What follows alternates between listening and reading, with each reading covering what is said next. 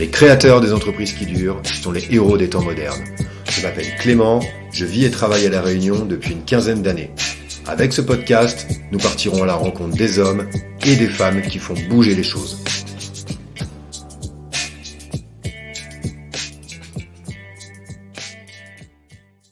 Virginie, bonjour. Bonjour Clément. Bon, super de se voir dans ces super locaux. Je suis arrivé, c'est à Saint-Leu, c'est plutôt style open space. Oui. Si on peut le définir comme ça ou pas. C'est pas Saint-Leu, on est à l'éperon là. Ah oui, pardon, j'avais resté ça en tête. C'est validé avant. On a discuté de Saint-Leu, du coup j'ai gardé ça en tête. Je ne connais pas bien la géographie. J'ai du mal à citer. Alors le rond-point à côté du restaurant, exactement, qu'est-ce que c'est? Oui d'accord, ça y est, j'ai compris. Non, on est à l'éperon. Donc, tout nouveau locaux. Ouais. Et donc la société Alter Ego, on va démarrer. Regardez, tu peux commencer par m'expliquer exactement ton parcours personnel, comment ça s'est passé, le montage d'Alter Ego, ou même avant, voilà. Oui. Alors, si on remonte un petit peu, pourquoi l'intérim? Parce qu'en fait, moi, il faut savoir que j'ai passé ma vie dans le métier de l'intérim. J'ai 22 ans de carrière dans ce métier-là. Et c'est un métier que j'ai découvert lorsque j'étais étudiante. Donc moi, j'ai grandi à La Réunion. Je suis arrivée à La Réunion à l'âge de 6 mois. Et j'ai commencé mes études à La Réunion, à la fac du Chaudron. Et pendant mes études, je faisais de l'intérim. Donc je faisais plein de missions d'intérim. Et j'adorais travailler en fait. Donc dès que j'avais une petite semaine de vacances, j'allais dans mon agence et puis elle me trouvait des petites missions de par-ci par-là, de compteuse de billets à la Brinks. J'ai fait hôtesse d'accueil dans des salons, plein de petits boulots et j'adorais ça. Et c'est comme ça que je suis entrée en contact avec ce métier. Et donc après j'ai fini mes études, je suis partie en métropole, j'ai fait 1 an en Angleterre et quand j'ai voulu me mettre sur le marché du travail, je me suis dit qu'est-ce que je peux faire et je sais pas pourquoi. Je me suis dit je peux faire qu'une chose, c'est l'intérim. Donc j'ai poussé la porte de Manpower à l'époque à Montpellier. Et je suis arrivée dans l'agence et je leur ai dit je veux travailler dans l'intérim, je sais pas sur quel poste mais je veux travailler dans l'intérim. Et le gars m'a dit j'ai un CDD de 2 mois sur un poste d'assistante, est-ce que ça te branche? Je dis oui. Donc voilà, j'ai commencé à travailler sur un CDD de 2 mois chez Manpower à Montpellier. Et puis au bout de 2 mois, ils m'ont proposé un poste en CDI, en commercial. Et puis au bout d'1 an et demi, ils m'ont proposé de créer Manpower à La Réunion. Donc voilà, l'aventure a commencé comme ça. Donc je me suis retrouvée toute jeune à créer Manpower à La Réunion, ce qui était une multinationale, donc c'était énorme pour moi. Et ça c'était en 98. Quel âge ça? Non, écoute, est-ce que c'est mal élevé ce que je fais? C'est pas joli ça! Bobby. Toute jeune, dans la vingtaine, 23, 24. Okay. Et donc j'ai créé les agences de Manpower à La Réunion. J'étais toute jeune, j'avais pas beaucoup d'expérience, j'avais 1 an et demi à peu près de boîte. Et c'était un vrai challenge parce que voilà, je retournais à La Réunion que je connaissais, mais en même temps, j'avais jamais travaillé à La Réunion autrement que pour mes petites missions d'intérim. Et donc voilà, j'ai constitué mon équipe, une première agence, une deuxième, une troisième, et au bout de 4 ans, j'ai rencontré mon futur mari. Et on a quitté La Réunion pour la métropole, parce qu'il n'avait pas fini ses études de médecine. Donc j'ai quitté Manpower et j'ai fait un tour du monde pendant 1 an avec lui. Et ensuite, je suis arrivée à Bordeaux. Là, à Bordeaux, j'ai travaillé, j'ai fait des petits boulots à droite et à gauche, parce qu'il n'avait que 2 ans d'études, donc je savais que je resterais pas. Et donc on est revenu à La Réunion une fois qu'il avait fini ses études en 2004. Et là encore, je voulais travailler dans l'intérim, donc là j'ai postulé et j'ai intégré une société qui s'appelle Action. Ah oui, je connais. Voilà, qui était une grosse PME locale, donc j'avais fait la grosse multinationale, là je découvrais la PME locale avec des actionnaires locaux et j'étais directrice adjointe. Donc là aussi, j'ai dirigé un gros réseau. Alors c'était au moment de la route des Tamarins, donc il y avait une énorme explosion. 2008, ouais. Voilà, explosion de l'intérim. On a eu des énormes volumes, on a créé des agences, on a restructuré. Enfin, ça a été une aventure vraiment formidable pendant 4 ans. Et à l'issue de ces 4 ans, j'ai eu envie de créer ma propre entreprise. Les actionnaires m'avaient plus ou moins promis de rentrer au capital, puis ça se faisait pas. Et j'étais un peu impatiente, donc j'ai vu qu'il y avait une entreprise qui était à vendre dans l'intérim. Ouais. Donc j'ai appelé, c'était un concurrent, donc je l'ai appelé, je lui ai dit voilà, je voudrais peut-être étudier le rachat de votre entreprise. Donc j'ai pris ses bilans, je suis allée voir un expert comptable Et l'expert comptable m'a dit mais pourquoi vous voulez acheter, pourquoi vous ne créez pas? Et en fait, j'avais pas eu l'idée de créer. J'avais l'idée de racheter, mais j'avais pas l'idée de créer. Et cet expert comptable, c'est devenu un peu un mentor parce que voilà, et je lui ai dit ah oui, pourquoi pas. Donc je suis rentrée chez moi, je dis à mon mari en fait, il me dit que c'est pas la peine de racheter, il vaut mieux que je crée. Et j'étais enceinte de mon 3e enfant. Ça c'est quand même important. Donc j'avais un peu quand même j'étais un peu en train de créer une 3e vie. Et donc voilà, et je me suis lancée dans la création d'entreprise où là j'ai créé une marque, un logo. Je suis partie de zéro. J'avais de l'expérience dans l'intérim à La Réunion, j'avais déjà des clients du réseau, mais je suis partie sur autre chose en fait. Je pensais juste racheter et puis faire et développer. Et voilà, là je suis partie à zéro. Donc j'ai recruté une première collaboratrice et on a commencé toutes les deux. Donc j'ai ouvert Alter Ego en janvier 2010. Et j'ai donné naissance à ma fille en mars 2010. Donc quand je suis allée voir les banques pour avoir des financements, j'étais comme ça, comme ça ils ne voient pas, j'étais bien en chair. Ouais. Et ils me disaient mais qui va gérer, qui va faire ça, qui va... J'ai dit mais c'est moi. Et en fait je l'ai fait et j'étais assez fière de ça parce que en fait, j'avais l'impression qu'il ne pouvait rien m'arriver, quoi. J'étais vraiment super en forme. Et puis voilà, j'ai démarré à Saint-Leu. Donc j'ai créé une agence à Saint-Leu. Pourquoi Saint-Leu? Parce que justement, j'habitais Saint-Leu et je me suis dit, avec mon bébé, je pourrais être pas trop loin, je pourrais le gérer. Donc j'avais la nounou qui m'amenait la poussette pour allaiter le bébé. Donc je voulais être pas loin de chez moi. Mais voilà, j'ai créé ces deux projets en même temps. Et c'était vraiment un moment incroyable. Ouais, parce que c'est une période de stress quand même quand on se met à son compte déjà la plupart du temps. De stress et d'excitation aussi, ouais. Parce que en fait moi ce métier il me passionne, donc j'avais pas de doute sur la réussite du projet, vraiment, j'ai jamais douté de ça. Après, ce qui était génial, c'est de se dire qu'après avoir travaillé au service d'une grosse multinationale et d'une grosse PME, mais toujours au service de quelqu'un, c'est de se dire qu'on va le faire pour soi et on va le faire comme on est et on va le faire comme on l'aime et pas, on n'aura pas de directives qui viennent de nulle part. Et ça, pour moi, c'était vraiment une révélation, quoi, de se dire que j'allais enfin pouvoir aborder ce métier comme je suis. Ouais. Et du coup, j'ai totalement cassé tous les codes, tout ce que j'avais appris dans mes formations chez Manpower, par exemple. Je me suis dit, j'oublie tout, je pars une feuille blanche et puis je vais le faire au feeling, comme je le sens. Et en fait, ça a super bien marché. Mais parce que je pense qu'il y avait une vraie authenticité et puis j'ai su m'entourer. Ça, je pense que c'est la clé de la réussite, c'est de savoir s'entourer. Et voilà, donc l'aventure, ça fait 10 ans. Donc la première année, on fait déjà un chiffre d'affaires qu'on trouvait extraordinaire, qui était à l'époque de 1,8 million. Et c'est pas mal. On était hyper contents. Ouais. Et 10 ans après, on fait 19 millions. Donc là, on est dans une autre dimension, parce que du coup, c'est beaucoup plus de monde, plus d'agences, plus... Mais et je regrette pas ce moment où je faisais mon petit million et dont j'étais très fière, mais en fait voilà, l'aventure a été vraiment une aventure humaine forte parce que on était deux, on a créé le logo ensemble avec Sylvie et Sylvie est toujours chez moi, elle est responsable de l'agence du Sud et on en garde toujours un moment, c'est un moment incroyable, la création c'est un moment incroyable. Donc c'est vrai que 10 ans après, on n'a plus cette c'est plus pareil, quoi. C'est passionnant aussi, mais c'est plus pareil. Il y a plus ce côté enchanteur de la création. Ouais, souvent ce qu'on me disait chez l'entreprise, c'est qu'au bout d'un moment, en fait, on a beaucoup plus d'administratifs, on se déconnecte. Alors, je sais pas si c'est vrai pour toi ou pas, on se déconnecte un petit peu de notre métier. On est obligé. Ouais. On est obligé de sortir un peu moi, j'aime bien être dans l'opérationnel, c'est-à-dire j'aime bien de temps en temps être en agence. Là, pendant le Covid, par exemple, comme on avait mis les gens en chômage partiel, je tenais une agence, je répondais au téléphone, je servais les commandes, je faisais des contrats, les peu de contrats qui nous restaient. Mais j'aime bien quand même être au contact de la réalité d'une agence. J'aime beaucoup aller voir les clients. Mais quand on a 30 salariés et qu'on fait ces volumes-là, on peut plus être, ça peut plus être la même fonction que quand on a 3 collaborateurs, qu'on est sous le même toit et qu'on est le seul commercial de l'équipe, quoi. Oui, parce que du coup, tu disais, il y a eu une aventure humaine, donc des collaborateurs qui ont été pris au départ. Vous étiez donc, je viens de comprendre, 3 dans la même pièce au début à Saint-Leu. Oui. Et tu m'as dit surtout que c'était très important, parce que c'était appuyé aussi sur eux, que j'ai compris que s'ils n'avaient pas été là, c'était beaucoup plus dur en fait.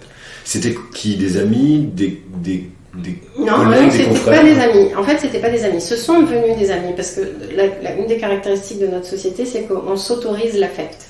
Donc, et ça, quand je te disais que j'ai fait tout ce qu'on m'avait appris, j'ai mis de côté. Moi, on m'avait appris à mettre de la distance avec les collaborateurs, et moi, j'aime pas mettre de la distance. Donc, j'aime bien être comme je suis. Et comme je suis, c'est une certaine authenticité des relations. Et je vais pas mettre de la distance si j'ai pas besoin ou envie de mettre de la distance. Donc, il y a beaucoup d'amitié dans la société, et c'est autorisé. On a le droit d'être amis. On a le droit de se voir en dehors. On a le droit. Donc, il y a une vraie simplicité. On a le droit aussi de ne pas être amis. Si on a envie d'avoir sa vie perso et pas tout mélanger, c'est autorisé aussi.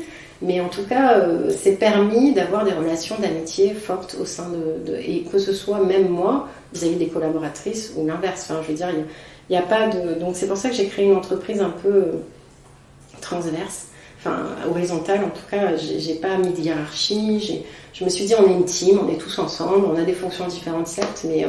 on y va tous ensemble, et j'ai toujours voulu créer cette cohésion. Et pour moi, elle passe par casser les codes de j'ai un N+1, N+2. Moi, j'ai vécu ça, N+1, N+2. On savait même plus comment ils s'appelaient. On les appelait N, N-1. Enfin, moi, j'ai appris ça. Enfin, j'ai été élevée comme ça pendant 6 ans chez Manpo, mais c'est pas ce que j'aime. Voilà, ce que j'aime, c'est la simplicité des relations. Donc, j'ai voulu créer une entreprise qui soit... où les relations humaines soient simples, saines, et où on a le droit de se dire les choses, où voilà, on s'exprime assez librement. Et surtout, j'ai eu la chance, comme je crée une entreprise, c'est que j'ai donné un espace créatif à tout le monde. C'est-à-dire qu'ils m'ont aidé à créer, en fait. On a décidé ensemble des outils, des process. C'est pas moi qui ai dit, bon, les filles, on va faire comme ça, c'est comme ça que ça marche. On a dit, bon, comment on a envie de travailler? On a envie de travailler comme ça, et chacun a pu apporter sa pierre, quoi. Et c'est pas difficile de gérer les égos, peut-être parfois, ou chez certaines personnes aussi, ou... Franchement, non. Non. Parce que, non, franchement, en plus, moi, je travaille qu'avec des femmes, et on m'a toujours dit, mais comment tu fais que des femmes, mon Dieu. Et en fait, d'abord, ce sont que des belles personnes, toutes. Après, ce qu'il faut, c'est avoir des gens qui soient un peu relativement alignés pour que ça fonctionne. Parce que si vous avez des gens qui ne sont pas très bien dans leur peau, dans leur tête, et qui ont des problèmes d'ego, qui ont besoin d'exister plus que les autres, ça complique les relations. C'est pour ça que nous, dans notre équipe, là, et sur les 30 qu'on est, on recrute vraiment sur des critères de simplicité et de maturité. En tout cas, de maturité dans son rapport au travail. C'est-à-dire qu'on n'est pas plus que les autres, on n'a pas besoin, on ne doit pas briller plus que les autres, on doit être vraiment dans le collaboratif, dans l'échange, on doit se faire grandir mutuellement, mais il n'y a pas quelqu'un qui est plus important qu'un autre dans la société. Et quel que soit le niveau, quelle que soit la fonction, personne n'est plus important qu'un autre. Oui, après moi j'ai une vision, je ne sais pas si tu vas être d'accord avec moi, mais une vision sur justement les sociétés quand ce sont des hommes un petit peu, ça me ramène ce qu'on disait un petit peu avant de démarrer sérieusement entre guillemets, c'est la testostérone quoi. Du coup moi je le sens parce que je le ressens, je me suis quasiment mis à mon compte quasiment pour ça, pour plus avoir de chef et pour pas avoir à subir les excès d'un quelqu'un qui a besoin d'assouvir son autorité sur un autre. J'ai envie de lui dire mais achète-toi un chien, je sais pas. Voilà, hein, mais vraiment. Mais c'est vrai que ça biaise les relations. C'est dommage d'ailleurs, parce que je pense que moi, il faut quand même encourager les gens à essayer de se revisiter et à se dire que quand on n'a pas de problème d'ego. Moi, par exemple, je n'ai pas de doute sur le fait que je sois la patronne de cette société. Et j'ai pas besoin d'écraser ou de diriger ou de donner des ordres ou des instructions ou d'être directive pour être reconnue comme telle. Et à partir de là, je pense qu'au contraire, l'humilité est vraiment fondamentale chez nous. Et à partir de là, j'ai pas besoin... personne ne doute que c'est moi qui dirige cette entreprise, quoi. Enfin, et moi et d'autres, hein, d'ailleurs, parce que je suis bien épaulée. Mais personne ne doit, en tout cas, voilà, développer ce côté égo, ce côté je suis supérieur. Mais c'est vrai qu'il y a des gens qui en ont besoin. Mais pas chez nous. Aujourd'hui, nous, dans notre équipe, on n'a pas. Et quand on a quelque chose comme ça qui s'exprime, souvent la personne s'élimine d'elle-même, du collectif, en fait. Parce qu'elle ne retrouve pas ce pourquoi Le problème de mon organisation, enfin qui n'est pas un problème parce qu'il est totalement assumé, c'est que chez moi, vous n'aurez pas une évolution de carrière en termes de fonction et de hiérarchie. C'est-à-dire que vous n'êtes pas assistant d'agence, puis commercial, puis responsable d'agence, puis d'une agence 2, 3. c'est pas comme ça que vous allez vous épanouir. Vous allez vous épanouir en ayant plus de responsabilités, plus de créativité, plus... Et il y a des gens qui ont besoin de ça, en fait, qui ont besoin du statut, qui ont besoin d'évoluer en termes de fonction, plus qu'en termes d'enrichissement de vie. Ah bah ça on le voit par exemple, je sais pas si tu veux, mais sur LinkedIn, il suffit de regarder sur LinkedIn, ils sont tous chefs de quelque chose, ils sont tous chefs. Ah, au bout d'un moment, j'ai envie de leur dire, bon bah... Le mec il est tout seul dans sa boîte, il est chef de lui-même en fait. C'est ça, CEO aussi. Ah oui, carrément, c'est ça, c'est ça. Sur LinkedIn, c'est CEO.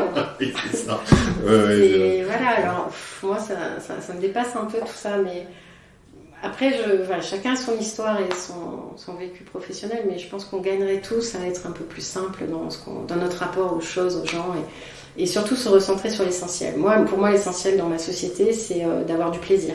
C'est de venir tous les jours et qu'il y ait de la gaieté, que ça rigole, que de voir les gens s'épanouir, être heureux. Ça, c'est ce que j'aime. Et j'ai tendance à dire que les résultats, c'est une conséquence de ça. C'est pas une fin en soi. On n'est pas là. Alors moi, je mets pas d'objectif, je demande pas de reporting. Les commerciaux, je sais pas où ils sont, je sais pas ce qu'ils font. Je demande rien à personne, si ce n'est que ça fonctionne et en fait, quand vous arrêtez de mettre de la pression chez les gens, s'ils sont consciencieux, ils en donnent 2 fois plus. Il faut arrêter de harceler les gens sur les résultats, les objectifs, leur mettre de la pression tout le temps. Surtout que nous, notre métier, il a déjà de la pression, parce qu'on travaille dans l'urgence tout le temps. Il génère de l'angoisse et du stress. Donc moi, je ne veux pas en rajouter. Au contraire, je leur dis, on se détend, on va y arriver. D'accord, parce qu'en fait, il y a des commerciaux qui vont récupérer les contrats. Oui. Chez, je ne sais pas, la grande distribution ou le médical. Bon, après, on en parlera. Le BTP. On en parlera parce que j'ai quelques questions dessus aussi, mais une organisation donc horizontale, à l'opposé du vertical, avec tout ce qui s'ensuit, c'est-à-dire pas de fiche de poste obligatoirement. Il n'y en a pas. Voilà. Il n'y en a pas. Pas de rôle de chef, d'objectif, etc. Mais quand même, voilà, avec une volonté que les gens se sentent bien au travail. Et à partir du moment où ils se sentent bien au travail, ils travaillent bien. Oui. C'est vraiment notre philosophie de vie et c'est pour ça que j'ai fait un bureau comme ça aussi. C'est que je me suis dit, il faut que le lieu dans lequel on travaille ait de la lumière, qu'on s'y sente bien parce que c'est aussi là qu'on passe beaucoup de temps et voilà. Et bon, je me suis fait plaisir à moi aussi. Moi je rentre dans les bureaux, je me dis en fait c'est super. Avec ma femme, on va venir vivre ici, quoi. Voilà. C'est ce que mes enfants m'ont dit. Ma fille m'a dit, c'est bien, j'adore ton restaurant, maman. Mais si c'est, je sais pas, un restaurant, oui. Oui, c'est une petite cafette là-bas. Mais... Oui, j'ai vu ça et tout. Ouais. Et non, je pense que la qualité de vie au travail, c'est très important. Et puis, je pense que la responsabilité du dirigeant, c'est de faire en sorte que ses collaborateurs s'épanouissent. Point. Il n'y en a pas d'autre. Après, si vous avez des collaborateurs heureux, ils seront performants. Et s'ils sont performants, vous aurez du résultat. Pour moi, c'est une espèce d'équation totalement naturelle et simple. Donc si on part de là, moi, mon rôle, c'est de faire en sorte qu'ils se sentent bien, qu'ils aient les moyens de réussir, qu'ils puissent s'exprimer, qu'ils soient autonomes aussi. Parce que mon système, il nécessite que les gens soient autonomes. Parce que comme il n'y a pas de hiérarchie, il n'y a pas d'N+1, N+2, N+3, il faut qu'ils sachent pourquoi ils sont là. Donc il faut donner du sens, de la direction. Mais il n'y a pas d'objectif individuel. On ne leur dit pas, tu dois ramener tant de contrats, tant de chiffre d'affaires. Jamais. Jamais on leur dit ça. Et les commerciaux ne se reposent pas?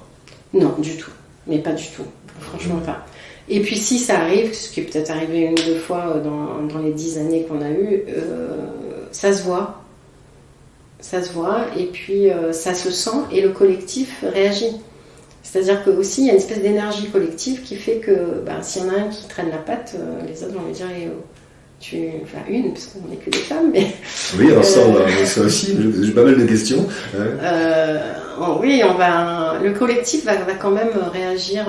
C'est un cercle vertueux quand même, et ça s'auto-gère quand même, malgré tout. On n'a pas souvent besoin d'intervenir de façon... dans les agences, l'harmonie se crée, et s'il n'y a pas l'harmonie, en fait, on va intervenir. Mais comme elle est assez présente, on laisse le truc se mettre en place, et les relations, même sur les tâches, elles se répartissent les tâches comme elles le souhaitent, et voilà, on donne un peu le maximum de liberté aux gens. Vous faites comment? Vous faites des réunions régulièrement? Parce que là, derrière, on a une grande salle de réunion. Non, mais ça, c'est parce que j'ai pris des locaux trop grands et je me suis dit, qu'est-ce que je vais faire de cette salle? Donc, j'ai fait une salle de formation et de réunion. D'accord, c'est une salle donc, de c'est formation. aussi pour la formation, parce on veut monter en compétence nos intérimaires et de plus en plus leur faire des formations. Donc, un axe de développement ou c'est déjà existant en fait? C'est déjà existant, mais on veut vraiment appuyer là-dessus. En fait, on voudrait que nos intérimaires ne restent pas sur leur niveau de compétences de base. On veut qu'ils deviennent plus polyvalents, qu'ils acquièrent des compétences, qu'ils soient polycompétents, polyvalents et qu'ils évoluent dans leur carrière d'intérimaire. D'accord, ok. Donc ça passe par la formation pour les monter en compétences. On avait vu que on a parlé que c'était un environnement féminin, on en a parlé aussi de ça là-dessus. Il y a en termes de développement, c'est-à-dire qu'on parle beaucoup d'intérim. Pour moi, Alterego, c'était un cabinet de recrutement. Alors je ne vois pas trop la différence entre l'intérim, la part d'intérim, la part de recrutement. Est-ce qu'il y a une différence? Est-ce que les deux se rejoignent ou pas? En fait, on a deux prestations. Notre cœur de métier, c'est l'intérim. Quand j'ai créé, je faisais que de l'intérim. Notre métier a évolué vers le recrutement CDD, CDI. Il y a quelques années déjà, la loi nous a autorisé nous a légitimé sur ce marché du CDD, du CDI. Mais ça a été un nouveau métier. Alors moi, comme je viens de l'intérim, j'ai quand même une culture d'intérim très forte. Et j'ai un petit peu de mal à aller sur le côté, ce qu'on appelle chez nous le placement, qui est le recrutement en CDI, en CDD. Mais aujourd'hui, pour te donner une idée, on fait même pas, on fait 100 000 euros de chiffre d'affaires en placement et tout le reste des 19 millions, c'est de l'intérim. 19,6 millions d'intérim. En fait, l'intérim, c'est du volume et le placement, c'est de la marge, c'est de la qualité, on va se comporter comme un cabinet, donc on va facturer des prestations. Donc c'est parallèle. Mais pour moi, en tout cas chez Alterego, c'est un peu anecdotique pour le moment. On le fait quand nos clients nous le demandent. Mais moi, c'est ma faute, c'est parce que moi, j'ai pas cette culture-là. Après, on a des commerciaux qui adorent faire du placement, mais c'est pas la même prestation. C'est-à-dire que quand tu vas demander un intérimaire, on a un vivier qui est déjà existant et tu vas avoir besoin de 3 personnes. Dans l'heure, on va te donner les 3 personnes. On va détacher des gens qu'on connaît, ça va très vite, c'est très réactif. Un placement, si demain tu recrutes un DAF, on va pas te donner un DAF la veille pour le lendemain. On va le chercher, on va sourcer, on va passer des annonces, on va faire des entretiens, on va faire des évaluations. On va te faire un rapport pour te dire le profil, etc. Et c'est pas du tout le même, ça te prend beaucoup plus de temps. Donc on a des chargés de recrutement au sein de nos équipes qui font du placement, qui font ces recrutements, on va dire, haute compétence. On l'a fait, on a recruté des RH, on a recruté des DAF, on fait encore, on a toujours 3-4 postes à pourvoir en CDI, CDD. Mais c'est pas notre cœur de métier. En tout cas, c'est pas le mien. Il y a des gens chez moi qui adorent le placement, mais c'est un axe d'évolution très fort parce que notre culture d'entreprise, même si aujourd'hui elle est axée sur l'intérim, l'avenir c'est le placement, je pense. C'est ça qui va nous... la preuve, c'est que quand il y a le Covid, par exemple, les premiers qui sont arrêtés, ce sont les intérimaires. Il n'y a plus... tous nos intérimaires ont été arrêtés quasiment 80% du jour au lendemain. Or, les recrutements, ils continuaient. Si vous avez besoin d'un DAF, vous avez toujours besoin d'un DAF et ça a continué. D'accord. Donc, je pense qu'on va développer cette partie-là. Et donc l'intérim en soi-même, même si je visualise ce que c'est, comment ça se passe au niveau de la société? C'est-à-dire simplement en fait la société se détache et vous portez absolument tout. Donc tu disais tout à l'heure que le placement c'était de la marge, donc c'est de la prestation de conseil. Sur l'intérim, c'est Alterego qui porte tout. En fait, Alterego recrute, mais on fait aussi le contrat de travail, la paye de l'intérimaire. Donc en fait, la personne qui vient travailler dans l'entreprise est c'est notre salarié, notre propre salarié. Donc c'est pour ça qu'il fait partie de nos effectifs. Donc moi, j'ai 30 collaboratrices permanentes aujourd'hui, mais j'ai plus de 600 intérimaires tous les jours en poste. D'accord. Donc, et ça fait des masses salariales colossales. Donc effectivement, on fait beaucoup de chiffre d'affaires, mais dans ce chiffre d'affaires, c'est de la masse salariale. C'est du salaire et des charges. Donc on porte tout, on fait tout de A à Z, la personne vient travailler, on fait le contrat de travail, les déclarations, les cotisations, la paye, ce qui est un gros morceau chez nous. Et donc la personne vient travailler, repart, et ça rentre dans les frais généraux, c'est pas de la masse salariale pour l'entreprise. Oui. Et du coup, on parlait un petit peu technique, après on va parler des trucs un peu plus rigolos. Mais moi j'adore, je trouve ça très rigolo. Moi, je suis une passionnée, moi. Alors, parce qu'on avait l'air ça me paraît sérieux pas comme super ça. technique. Du coup, en fait, quand quelqu'un vient ici, par exemple, il y a un commercial qui va aller chercher, je sais pas, un supermarché ou un hypermarché, il a besoin de 5 caristes, vous lui fournissez les 5 caristes, il s'occupe de tout, il a juste un chèque à faire. C'est ça. Ouais. Voilà. C'est ça. Voilà. C'est la simplicité. Il y a une masse administrative derrière à faire, à mon avis, à votre niveau, quoi, sur Interego, qui, à mon avis, est colossal. Parce que j'entends pas mal de gens qui me disent que les problématiques, c'est justement gérer les fiches de paye. Les experts comptables me disent c'est à s'arracher les cheveux. La paye, c'est un enfer. Ouais. Ça, oui. C'est ce qu'on appelle le social, quoi. Ouais. Et puis surtout, ça change tout le temps. Donc, on a des dirigeants qui nous changent les cotisations tous les 4 matins, qui nous changent les modes de calcul. Donc, c'est quelque chose, par contre, là, la paye, pour le coup, c'est très, très technique. Donc, nous, on a des logiciels de paye qui sont ultra puissants et qui nous permettent de générer des payes. En une semaine, on fait la paye de nos 600 collaborateurs qui vont travailler et dans l'industrie, et dans le BTP, et dans le tertiaire. Il n'y en a aucun qui a la même convention collective. C'est des accessoires au salaire qui sont différents, donc c'est assez complexe. Donc ça, c'est la valeur ajoutée, une des valeurs ajoutées qu'on a. Mais après, pour moi, je pense que la plus grande valeur ajoutée, c'est quand même de trouver la bonne personne. Parce que le recrutement, c'est quand même quelque chose de complexe. Moi, j'ai plein d'amis chefs d'entreprise qui me disent « Je ne sais pas comment tu fais, parce que moi, je ne gère que de l'humain. J'ai 0 machine. » si ce n'est mes ordinateurs pour faire fonctionner tout ça, mais en fait c'est que de l'humain tout le temps, et l'humain c'est complexe, et l'humain et un intérimaire, des fois le lundi matin il va pas travailler parce que il peut pas, sa voiture est en panne, et là c'est un grutier, et si le grutier n'est pas sur le chantier, il y a 15 personnes qui travaillent pas ce matin-là. Et donc vous avez un client qui vous appelle, qui vous hurle dessus parce que votre gars ne s'est pas présenté.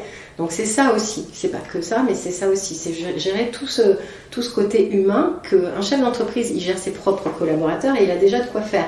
Mais nous, on gère des centaines et des centaines de personnes au quotidien qui ont des états d'âme ou avec qui ça matche bien. Par exemple, vous avez les compétences, mais vous avez les soft skills, les savoir-être.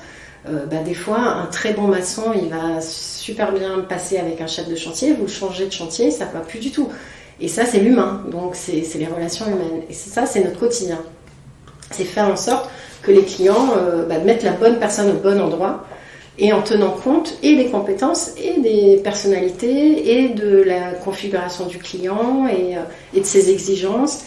Et voilà, et donc nous en fait on côtoie le BTP, l'industrie, enfin tous les secteurs d'activité, on est en contact avec des chefs d'équipe et avec des PDG, donc on a toute cette palette de personnes aussi à côtoyer, et ils n'ont pas les mêmes exigences, et donc en même temps c'est passionnant, c'est très riche, c'est passionnant parce que vous n'avez pas 2 journées qui se ressemblent. Voilà. Grâce à ça, parce que l'humain, tous les jours il se passe des choses différentes. Oui, sur 600 personnes, ils arrivent comment en fait, les intérimaires? Il y a de la pub, je pense, un budget pub, communication. On a des outils de recrutement, des job boards avec lesquels on travaille, on a des partenariats, donc on recrute par annonce, et puis il y a le côté bouche à oreille qui fonctionne, il y a les réseaux sociaux maintenant. Alors ça, depuis quelques années on recrute pas mal via les réseaux sociaux, et puis après on a des partenaires tels que le Pôle emploi, les missions locales qui nous envoient des candidats, et puis des fois aussi c'est le client qui nous envoie des collaborateurs parce que quelqu'un s'est présenté pour ce que tu disais, c'est-à-dire que plutôt que de faire un CDD d'une journée, il va nous dire va t'inscrire chez Interego, et nous on fait le contrat, la paye, etc. Donc là des fois c'est des gens qu'on n'a pas nous recrutés, mais que le client a sélectionné et veut prendre en intérim. Donc voilà. Après on travaille aussi sous forme de projet. Quand on est sur des emplois pénuriques, on crée des projets pénuriques, c'est-à-dire des emplois où tu n'as pas de candidat. D'accord. Voilà, pénurie, ok. Ouais. Donc en fait, tu as des métiers où quand tu cherches quelqu'un, tu ne trouves pas. Comme quoi? Comme les comptables. Ah bon? Oui, on a beaucoup de difficultés à recruter des comptables. On a des difficultés parfois dans les métiers du bâtiment, parfois en électricité, des plaquistes, des plombiers. Tu as des métiers où les mécaniciens auto, les mécaniciens poids lourds. Tu as des métiers où tu as la demande mais tu n'as pas les compétences. Donc là, il faut à ce moment-là qu'on les fabrique. Donc on monte des formations en collaboration avec le client. D'accord, j'ai compris le lien avec la fameuse table de réunion, formation. D'accord, ok, je comprends beaucoup mieux maintenant. Ouais. Nous, en fait, notre objectif, c'est de trouver la compétence dont le client a besoin. Et quand elle n'existe pas, il faut la fabriquer. Donc on va chercher, on va chasser, on va déployer beaucoup plus d'énergie que sur des métiers qui ne sont pas en tension. Alors j'ai dit pénurique, mais maintenant ça s'appelle les métiers en tension. Ah oui, c'est plus... D'accord. Donc du coup, il y a des métiers qu'on a vu ça comme des comptables. Oui. BTP. Oui. Donc ça, ce sont des métiers qui sont physiquement durs. Oui. Ouais. Et à La Réunion, il y a quoi d'autre en pénurie en métier en tension, pardon. Dans le médical, c'est très compliqué de recruter. C'est pour ça que j'ai vu que vous aviez ouvert une... Alors le médical, moi, j'ai commencé ma carrière chez Manpower, on m'avait donné 2 secteurs d'activité, la grande distribution et le médical. Et quand j'ai créé Alter Ego, j'ai fait tout sauf le médical et la grande distribution. Et là, pendant le Covid, il se trouve qu'il y a 2 activités qui ont continué, ce sont les supermarchés et les hôpitaux et les cliniques. Donc on s'est dit, bon quand même, on va aller se diversifier un peu plus. On était déjà pas mal diversifié, mais on s'est dit, bon c'est le moment d'aller sur ces métiers-là. Donc j'ai constitué une équipe pour le médical, mais on se rend compte en fait que c'est, par exemple, dans le milieu hospitalier, tout ce qui est infirmière, c'est très compliqué de trouver. Et en fait, on s'est rendu compte que les recrutements qu'on nous a confiés, ce sont des recrutements de médecins, et notamment de médecins spécialistes, et que c'est juste impossible de trouver ces spécialités-là. Donc on a pour l'instant des besoins de médecins qu'on ne trouve pas. Donc là, on déploie encore plus d'énergie parce qu'il faut aller les chercher en métropole s'ils ne sont pas présents à La Réunion et les attirer aussi. Donc, mais j'avoue que pour le moment, on ne s'attendait pas à ça en fait. On pensait qu'on allait vraiment avoir des besoins infirmières, aides-soignantes, pharmaciens, kinés. Mais les premiers recrutements qu'on nous a confiés, ce sont des oncologues et des médecins rééducateurs. J'aurais dit des ophtalmos, parce que pour avoir un rendez-vous chez l'ophtalmo à La Réunion, il faut... Alors oui, mais les ophtalmos, ils montent leur plaque et ils s'installent. Là, c'est dans des structures qui ont besoin de médecins salariés. Donc, c'est plus compliqué. L'ophtalmo, effectivement, il y en a de plus en plus partout parce que c'est compliqué d'avoir un rendez-vous chez l'ophtalmo, il faut 3-4 mois maintenant. Ouais. Mais ça, on n'a pas eu de besoin en tout cas. Mais je pense que l'ophtalmo, il ne va pas dans une structure, il monte sa plaque et puis il s'installe et tout de suite ça marche. Mais voilà, donc médical, c'est très surprenant. On n'a pas du tout été sur les métiers auxquels on pensait. Ce sont les surprises quand on démarre une nouvelle activité. Ouais, c'est de monter le secteur médical et puis après, il y a une variable d'ajustement sur le... Après, on vient de démarrer, ça fait 3 mois. Donc, d'accord. On a encore, je ne peux pas parler de ce secteur, je le découvre, mais il y a un vrai potentiel à La Réunion. Parce que j'ai travaillé de manière approfondie mon podcast pendant 20 secondes sur le site internet. Et tu as vu juste Alter Ego ouvre son agence médicale. Oui, j'ai vu ça. Ouais. J'ai vu un blog aussi dessus. On parlait tout à l'heure des réseaux sociaux et notamment qui commencent un petit peu à se développer à La Réunion, je trouve. Ouais. Avec du micro-ciblage, vraiment commence à tout doucement démarrer, qui est la nouvelle tendance notamment de Facebook. Réseaux sociaux, Facebook, Instagram, ce genre de choses-là. Vous y êtes, vous avez un projet, ça vous intéresse, Alter Ego, ça vous intéresse pas Alors, c'est incontournable. Donc nous, en fait, il y a quelques années, on a recruté une jeune fille qui s'appelle Marine et qui est chargée de com chez nous. Et c'est un métier qui n'existait pas, je suis même pas sûre que mes concurrents aient ce métier-là chez eux. Mais moi, en fait, j'ai eu un coup de cœur pour cette personne et je lui ai dit, viens travailler avec moi. J'avais pas franchement besoin, je pense, à l'époque. J'aurais très bien pu passer par une boîte de com, mais moi, j'ai intégré ça. Et en fait, j'ai demandé à Marine de nous travailler tous nos outils de com interne et externe.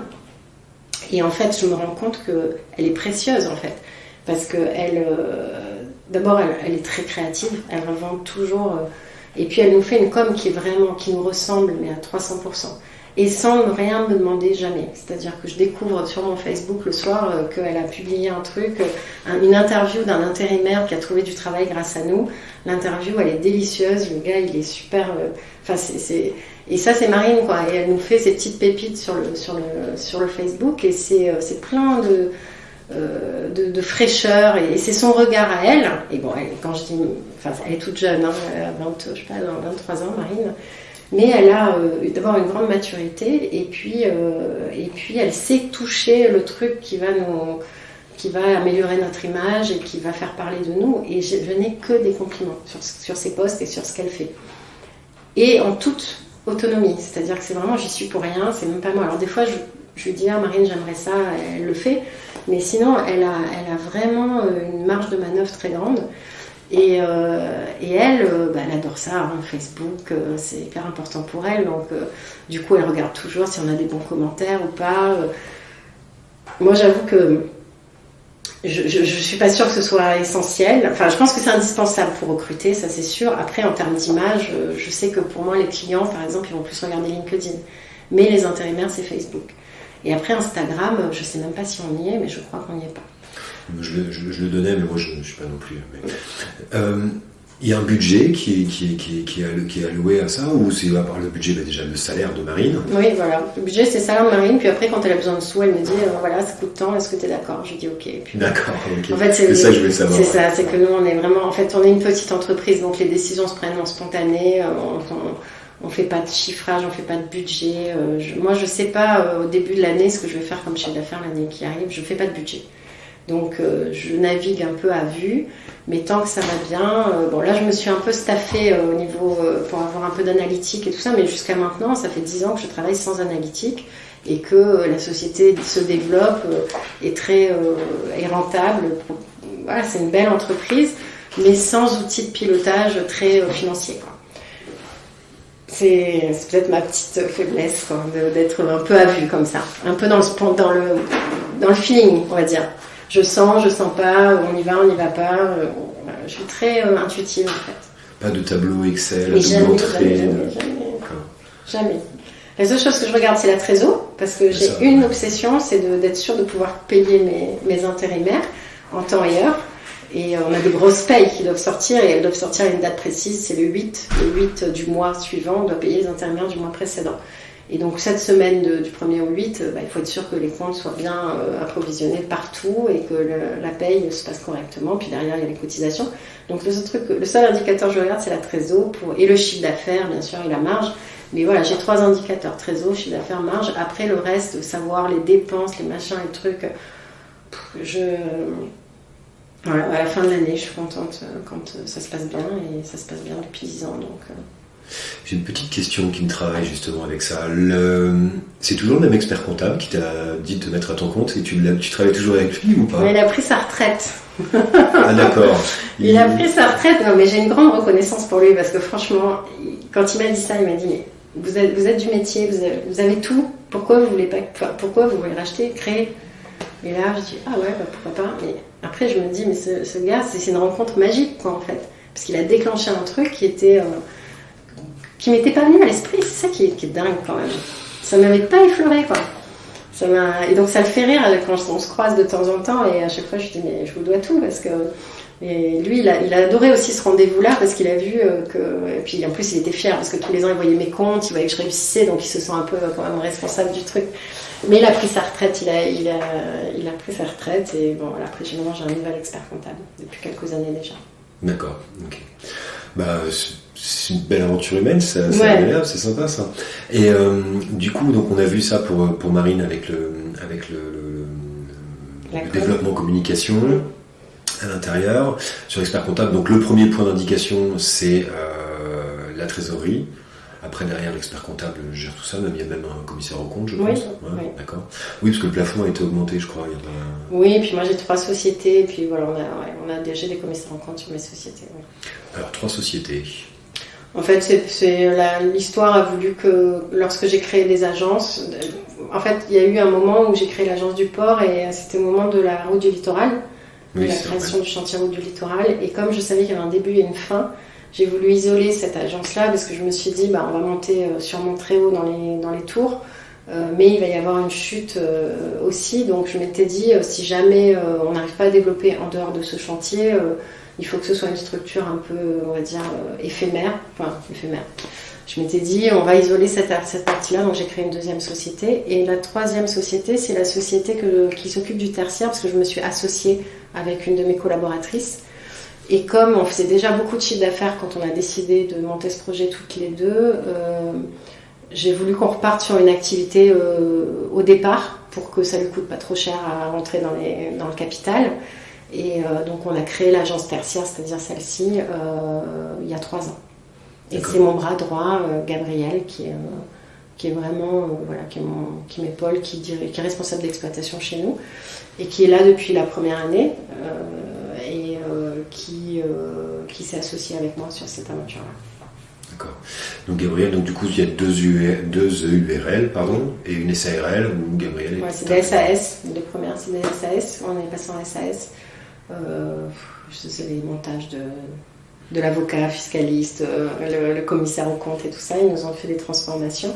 Donc c'est des SAS, et avec Gabriel aussi, c'est une SAS du reste. Et après j'ai une holding qui chapeaute mes sociétés.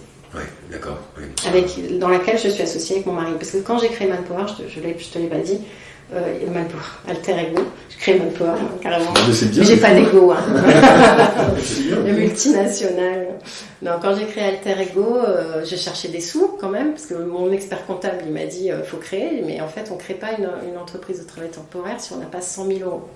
Parce que c'est le minimum qu'on nous demande pour avoir une caution bancaire qui est obligatoire dans le métier. Et du coup, je les avais pas, donc j'en avais que la moitié, et mon mari s'est associé avec moi sur la création d'entreprise. Donc c'est mon sleeping partner, puisque lui, il est dans le médical. Et voilà, et depuis, on est associés tous les deux dans la holding, et on a toutes nos petites sociétés autour. Il ne faut pas divorcer. Il ne faut pas divorcer. On n'a pas l'intention. C'est ce que je lui ai dit, il ne faut pas divorcer maintenant. On est liés. Ouais. Et du coup, en fait, donc sur les prochaines années pour le développement, on avait vu travailler un petit peu plus qui me semblait, ce que tu nous as dit qui ne te plaisait pas trop, c'est-à-dire aller plus sur le recrutement. Dit-elle comme ça. Ouais. Il ne faut pas dire ça, mais oui, c'est ça, c'est le côté placement, il faut qu'on aille plus là-dessus. Il y a un autre truc qu'on veut développer et on n'est pas très bon pour l'instant, c'est le CDI intérimaire. C'est que depuis quelque temps, en fait, on peut embaucher nos intérimaires en CDI chez nous, et c'est une façon de les fidéliser. Et nous, pour l'instant, on en a un qui est en CDI chez nous. Et ça, j'ai vraiment envie d'y aller, mais il ne faut pas se tromper de personne, parce que c'est quelqu'un qui va être employé en permanence chez nous. Donc il faut avoir des gens très polyvalents, avec un bon état d'esprit, qui acceptent les missions à droite et à gauche, parce qu'il faut qu'on ait un taux d'employabilité suffisamment fort pour que la personne ne reste pas sans travailler, parce que si c'est le cas, on le paye quand même. Donc ça, j'aimerais bien le développer. C'est vraiment une voie... alors les gros majors de la profession se sont lancés à fond là-dessus. Nous, on y est allé tout doucement. On a essayé avec un collaborateur, ça se passe très bien. C'est un ouvrier de production dans l'industrie agroalimentaire. Et ça, j'aimerais développer. Du CDI intérimaire. Oui, c'est tout nouveau. Hein. Ça fait quelques années que ça existe. Et ça permet vraiment de... En fait, au lieu... Bon, déjà, nous, on a des intérimaires qui sont intérimaires toute l'année, tout le temps, depuis des années, et qui ne veulent pas de CDI. En fait, ils ne veulent pas être embauchés dans les entreprises. Parce qu'ils aiment la diversité des missions. Ils aiment changer de métier tous les jours, enfin changer d'employeur, entre guillemets, d'entreprise. Et ils aiment cette liberté-là. Donc, du coup, ils ne veulent pas être embauchés en CDI dans l'entreprise. Mais par contre, ils veulent bien être embauchés en CDI chez nous, parce qu'ils pourront garder cette diversité des missions. Et donc, ça fait quelques années que le législateur nous permet d'embaucher ces personnes en CDI. Donc voilà, au départ, on s'est dit c'est un peu dangereux, parce que si jamais l'intérimaire il veut plus aller, s'il refuse l'émission, bon après c'est cadré par une loi qui est bien précise, c'est un contrat bien précis, mais la personne est en CDI, donc ce qui veut dire qu'il peut accéder à des prêts dans les banques. C'est aussi une liberté, enfin c'est quand même sécurisant pour lui. Il sort de ce statut intérimaire classique. Il y a des intérimaires qui refusent le CDI. Oui, plein. D'accord. Et pour quelle raison? Pourquoi continuer à être libre, pour mieux gagner, d'abord, ils sont mieux payés parce qu'ils ont des primes qui se rajoutent, des indemnités en fait qui se rajoutent sur leur salaire brut, qui fait que leur brut correspond quasiment à du net. Et puis surtout, ils sont libres d'accepter ou de refuser. Alors c'est le cas pour des gens, par exemple des électriciens. J'en ai beaucoup dans l'électricité qui ne veulent pas être embauchés parce qu'ils savent qu'ils ont du boulot toute l'année. Ils savent qu'ils sont bons, qu'ils sont compétents, c'est des bosseurs, et ils savent que chez nous, ils passent d'une mission à l'autre, on les laisse jamais à terre, ils ne sont jamais en intermission. Donc ils se disent, de toute façon, moi j'ai du boulot toute l'année, si j'ai envie de m'arrêter 2 mois, je m'arrête 2 mois. Alors vous en avez qui ne prennent pas de vacances, qui continuent, qui adorent bosser, et surtout ce qu'ils aiment, c'est changer d'employeur, quoi. C'est-à-dire un jour ils sont dans une entreprise, pendant 15 jours, 3 semaines, 1 mois, et puis après ils vont dans une autre. Donc ils font jamais la même chose et ça leur plaît, ça leur va comme ça. Et il y en a pas mal. Hein. Et je pense que la nouvelle génération va être assez friande de ça parce qu'ils aiment bien le changement. Je pense que nos jeunes aujourd'hui ils n'ont pas forcément envie de faire carrière dans la même entreprise ou même passer 4-5 ans. Quoi. Ils sont assez changeants et je pense qu'ils aiment la diversité. Et l'intérim va bien correspondre aux jeunes, je pense. Ouais, l'idée peut-être de leur faire une carrière, d'arriver et puis comme mes parents ou les générations des années 70 quoi. Oui, je pense aussi, ouais. Je pense aussi qu'au bout d'un moment ça leur permet d'avoir une souplesse et c'est pas moi qui vais dire le contraire. Ouais, et puis ils peuvent s'arrêter, faire un voyage et puis revenir. C'est une grande liberté aussi. Hein. En termes d'engagement, vous vous engagez pour la durée de votre mission. Et notre jeunesse, là, aujourd'hui, n'a pas très envie de s'engager sur du long terme. Quoi. Ils ont envie d'être bien là où ils sont, mais si ça va pas ou si ça leur plaît plus, ils vont aller ailleurs. Ils sont très volatiles par rapport à nous. D'où le côté aussi de capter les talents chez Alter Ego en leur disant, bah voilà, vous êtes bien, les locaux sont beaux, c'est agréable, l'ambiance est bonne. Ils ont peut-être moins envie de batifoler, de partir. Oui, c'est vrai. Mais des fois, ils ont envie quand même parce qu'il faut qu'ils aillent voir ailleurs. Mais moi, je suis assez pour la mobilité. Je pense que une carrière est riche si elle est pleine de plein de choses. Alors, je dis ça, j'ai toujours fait de l'intérim, mais je pense que ce sera à refaire, je ferai beaucoup de choses différentes. Je pense qu'on s'enrichit de plein de choses différentes. Comme la chanson, non, comme je sais, il y a plein, par exemple, il y a pas longtemps, je lisais un article comme quoi il y a plein de films qui viennent se tourner à La Réunion et je me disais qu'est-ce que j'aurais aimé diriger une boîte de prod. Parce que je trouve ça génial, il y a plein de gens différents, et puis c'est des projets, donc c'est un début, c'est une fin. Et moi j'adore ça, les projets. Quoi. Je trouve que c'est... c'est vrai que de temps en temps... donc là, moi j'ai un projet pour ma société que je suis en train de mettre en place, c'est l'application, on est en train de créer une application. Ça me réveille un peu parce que je me dis, on lui a trouvé un nom, on lui a trouvé un logo... Et ça me réveille parce que je trouve que voilà, on peut pas s'inscrire dans une routine, être tout le temps à faire tout le temps la même chose. Et donc, si c'était à refaire, en tout cas en démarrage de carrière, j'aurais fait plusieurs métiers plutôt qu'un seul et unique métier qui est l'intérim. Après, moi, j'ai fait beaucoup de choses différentes dans l'intérim, mais jusqu'à créer ma société. Mais en fait, du coup, quand il y a quelqu'un chez moi qui a envie d'aller voir ailleurs ou de faire autre chose, je l'encourage parce que je me dis, là j'ai un contrat pro qui est chez moi depuis 3 ans et elle me dit, j'ai envie d'aller faire du commercial, mais pas dans l'intérim parce que j'ai envie de voir autre chose. Je dis, mais vas-y, bien sûr. Je pense qu'il faut que les gens s'ouvrent l'esprit le maximum. Quoi. Capable de quelqu'un qui démissionne, qui part travailler, je sais pas, ailleurs et qui a envie de revenir, de le réembaucher. Mais j'ai déjà fait. D'accord. J'ai une collaboratrice, Émilie, elle est partie à Mayotte, après elle a changé de métier, puis après elle est revenue il y a quelques temps chez nous. Alors ça, j'ai aucun problème avec ça, moi.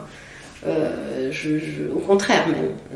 D'ailleurs, quand je me sépare de quelqu'un avec qui ça se passe bien, je lui dis toujours que la porte est grande ouverte et que si elle veut revenir, elle sera la bienvenue. Donc ça, il n'y a aucun problème. On parle de Mayotte justement, c'est bien, il y a un axe de développement sur Mayotte, une volonté, parce que on en a l'image d'être compliqué quand on vient à La Réunion, Mayotte, on en a des images qui veulent... Comment dire ? Oui, c'est ça, compliqué. Voilà. Est-ce que ça l'est ? Est-ce que tu as essayé de t'implanter ? Est-ce que tu le veux ? Alors, j'ai pas eu envie de m'implanter à Mayotte, mais en fait, là, je suis jamais allée à Mayotte, moi. J'ai jamais mis les pieds à Mayotte. Mais en fait, je suis dans un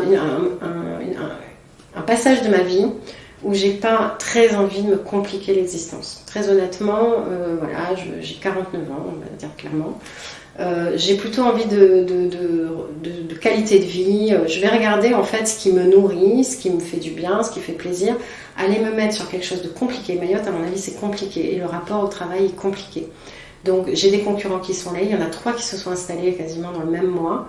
Je me suis dit, je vais aller me battre sur un caillou, sur un petit territoire. J'ai pas de choses à me prouver à ce niveau-là et j'ai pas une soif de m'étendre, j'ai pas une ambition de gagner tous les territoires. Moi, je veux juste que mon entreprise, elle soit belle, elle soit un endroit où on s'éclate, où on s'amuse, où on s'épanouit, où on grandit Mais j'ai pas besoin de marcher sur la tête des gens ou d'être la championne du monde. J'ai pas ces ambitions-là. Donc Mayotte, j'ai dit tout de suite, quand on m'a posé la question, j'ai des clients qui m'ont dit allez va à Mayotte, j'ai besoin de toi à Mayotte. Et j'ai dit bah écoute, travaille avec mes concurrents, moi j'ai pas envie d'y aller. Et comme je travaille beaucoup à l'envie, parce que moi j'ai besoin d'y croire, d'avoir envie, là j'ai totalement... ça m'a pas du tout inspiré. Prendre l'avion, aller à l'hôtel à Mayotte, rester enfermé dans sa chambre. Ouais. J'ai une de mes concurrentes qui le fait, et puis c'est sympa, je crois qu'en plus il y a plein d'entreprises qui sont là-bas, donc elles recroisent des clients d'ici là-bas. Je pense qu'il y a une vraie ambiance là-bas, mais moi franchement ça m'a pas inspiré. Je me suis dit, et puis ce que je t'ai pas dit, c'est que j'avais un projet que j'ai mis en route en 2018, c'est que je voulais faire le tour du monde en famille avec mes 3 enfants, et je l'ai fait. Et donc au moment où ils ouvraient Mayotte sur l'intérim, au moment où Mayotte a autorisé l'intérim, parce qu'au départ c'était interdit, c'est un moment où j'avais envie que ma société tourne sans moi. Donc j'avais pas envie de mettre en place des projets, j'avais envie juste que ça tourne pour que je puisse aller faire mon tour du monde en famille, que je sois sereine et que quand je reviens, il n'y ait pas de catastrophe au sein de l'entreprise. Donc j'ai donné la clé de mon entreprise à mes collaboratrices. Donc j'allais pas dire bon bah les filles, il y a aussi un petit caillou là-bas à Mayotte, il faut s'occuper de Mayotte, où c'est compliqué. Donc c'était pas, enfin voilà. Et ça, je suis pas dans cette optique là de gagner en territoire. Je suis dans une optique de gagner en qualité de vie et de continuer à avancer parce que c'est agréable quand même d'avoir de performer, d'avoir un chiffre d'affaires. Aujourd'hui on est dans les 3 plus grosses entreprises de l'île. C'est agréable, c'est flatteur.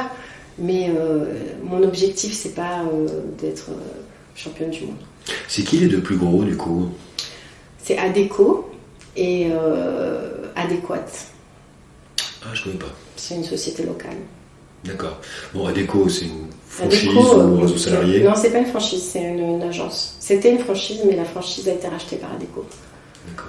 Donc ce sont des... Alors là, Adecco, on ne peut pas lutter, hein, de toute façon c'est une grosse entreprise, mais bon, on fait quasiment, on a vraiment des niveaux de chiffre d'affaires similaires, donc ça c'est aussi une fierté de se dire qu'on arrive à être pas loin en tout cas de nos confrères nationaux. Et puis c'est vraiment une belle entreprise, Adecco, moi j'aime beaucoup le dirigeant d'Adecco, c'est quelqu'un de très... S'il écoute, on ne sait jamais. Ça je pense qu'il n'a pas besoin de savoir qu'une petite agence de la Réunion est admirative, mais c'est vrai que c'est quelqu'un de super jeune, de super péchu. Et puis il a su prendre les virages, je pense, parce que les métiers ont évolué. Et puis le numérique, ce que je te disais tout à l'heure, c'est que le numérique va être vraiment indispensable dans nos métiers. Tu vois, on est obligé d'évoluer, quoi. Il y a une application qui est mise en place, là, tu le disais tout à l'heure en discussion, c'est un projet, c'est lancé, on peut en parler ou c'est encore dans les cartons? Oui, enfin, c'est un projet qui va sortir dans pas longtemps. C'est une application qu'on a appelée Pépite, parce que j'adore ce mot. Et l'objectif de cette application, c'est que nos clients puissent... c'était un peu de faire le Tinder de l'intérim, c'est-à-dire mettre en relation directe le besoin et les intérimaires, sans passer par nous, mais sans nous court-circuiter aussi, parce qu'il faut qu'on fasse le contrat et la paye et compagnie, mais qu'on n'ait plus le besoin de passer 15 coups de fil pour trouver un intérimaire, mais que le matching se fasse directement, quoi. Donc ça fait 1 an qu'on y travaille, et là on va la lancer le mois prochain, ou peut-être en début d'année, parce qu'il faut qu'on se prépare un peu. D'abord là on va la mettre en test, très prochainement, on va choisir quelques clients, et ça c'est pour gagner du temps aussi, que par exemple... un client qui a besoin de 2 caristes et qui sait qu'il en utilise beaucoup chez nous, il les connaît, il met j'ai besoin de 2 caristes tout de suite maintenant, et là il voit la tête des caristes qu'il a l'habitude d'avoir, et il appuie sur un bouton, le gars reçoit un SMS, vient travailler, et il va travailler, quoi. C'était ma question en fait, l'application n'est pas pour les intérimaires mais pour les clients de l'agence d'intérim. Et pour les intérimaires, parce que les intérimaires ils pourront accepter ou refuser une mission en temps réel s'ils veulent, quoi. C'est-à-dire qu'ils auront une notification comme quoi il y a une mission pour eux, ils appuient sur le bouton j'accepte, ils y vont, ils appuient sur le bouton je refuse et ils restent chez eux. Donc c'est aussi de la liberté pour eux, c'est pour gagner en réactivité aussi. Et puis voilà, et puis c'est aussi parce que quand on te demande 2 intérimaires, tu vas passer 1 heure à appeler je sais pas combien de personnes, et c'est un peu archaïque, quoi. C'est ma question en fait, c'est la prochaine question. Oui, voilà, on a besoin aussi nous d'évoluer dans nos métiers et de trouver des moyens d'être plus réactifs, d'aller plus vite. Donc voilà, après ça ne nous empêchera pas d'être sur le recrutement et qualifier notre fichier, c'est-à-dire que les personnes qui seront sur notre appli, il faut qu'elles soient impeccables.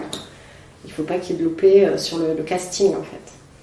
Mais voilà, après, nous, on recevra une notification comme quoi Monsieur Machin est allé travailler chez Monsieur Truc, et puis on fera le contrat, la paye. Et il va recevoir sa paye sur son smartphone, il clique dessus pour signer son contrat.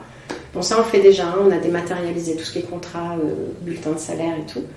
Mais voilà, c'est vraiment utiliser le numérique pour gagner en réactivité. Donc ça, c'est notre évolution là, à moyen terme, à court terme. Là. Est-ce qu'il y a des gens pour l'instant tu disais tout à l'heure qui passent beaucoup de coups de fil, mais il y a des gens dédiés à ça ou c'est le commercial qui s'occupe de ça? Non, le commercial en fait il va vraiment rencontrer ses clients, définir les besoins et anticiper.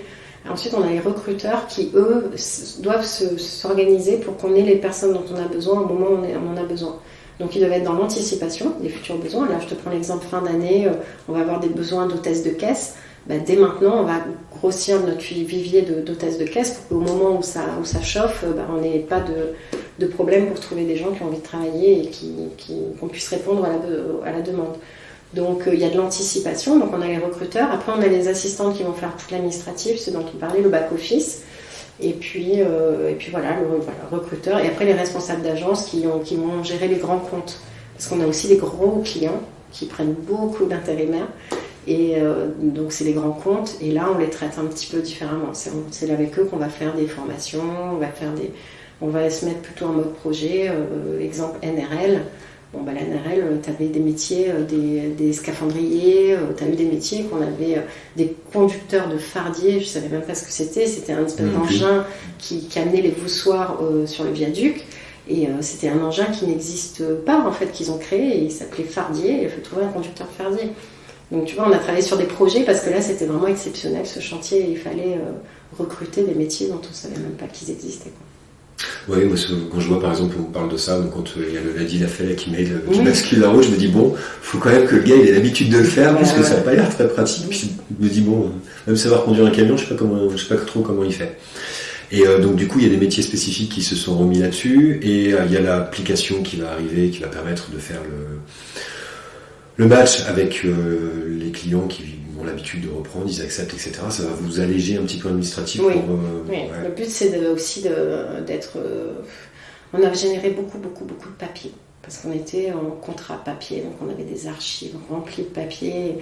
Bon là maintenant on est en démat, la plupart du temps dématérialisation. Après il y a des clients qui ne veulent pas encore dématérialiser, mais on essaie de leur donner cette culture-là et de vendre bien le concept. Après nous on essaie aussi, la dématérialisation pour nous aussi c'est qu'on essaie d'être éco-responsable, on se pose beaucoup de questions là-dessus sur comment on peut aider la planète, comment on peut être une entreprise vertueuse vraiment. Donc nos goodies par exemple, nos objets publicitaires ils sont en bambou, on n'a plus du tout de trucs en plastique. À chaque fois on se pose cette question de comment on peut faire pour améliorer la planète. Alors ça, c'est aussi à mon retour du tour du monde où j'ai vu des océans de plastique.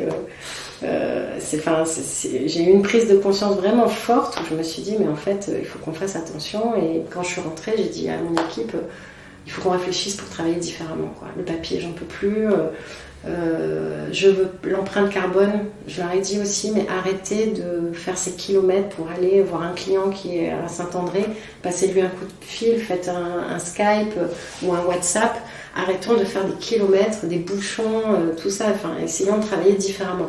Donc c'est pour ça qu'ici, par exemple, j'ai mis des postes pour que les commerciaux, s'ils sont sur la route, ils peuvent s'arrêter, même s'ils ne sont pas de cette agence, ils peuvent s'arrêter et puis se mettre à bosser ici.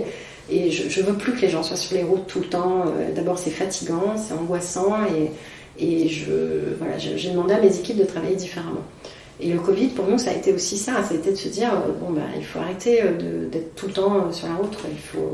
Donc maintenant, les commerciaux font beaucoup de commercial via le téléphone. Ils le faisaient déjà.